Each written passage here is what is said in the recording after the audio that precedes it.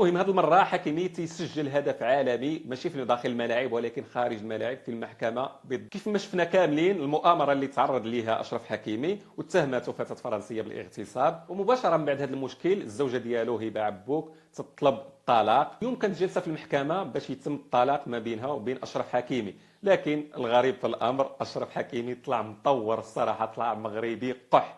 كيف ما كنعرفوا في اوروبا الا بغيتي تطلق خصك النصف ديال التركه ديالك او النصف ديال الاملاك ديالك تيمشي للزوجه ديالك الطليقه. اوروبا هذا الشيء اللي خلى كريستيانو رونالدو ما يتزوجش لحد الان، لكن اشرف حكيمي طلع ذكي بزاف، طلع مغربي قح كيف ما قلت لكم. جميع الاملاك ديالو كاتبها في الاسم ديال الام ديالو، حتى الخلاص ديالو من فريق باريس سان جيرمان تيدوز ديريكس للام ديالو، الحساب ديال الام ديالو. يعني المحكمه كتصدم هبه عبوك زوجة اشرف حكيمي وتتقول لها اشرف حكيمي ما عنده حتى فرانك في الحساب ديالو، جميع الاملاك ديالو كاينه في الاسم ديال الام ديالو. نتمنى يكون عجبكم الفيديو، ما تنسوش تشتركوا في القناه بالضغط على زر الاشتراك وتفعيل الجرس على الكل باش توصلوا بكل ما هو جديد ومفيد باذن الله. كذلك ما تبخلوش علينا بالضغط على زر لايك للفيديو للشير على تقديم الافضل،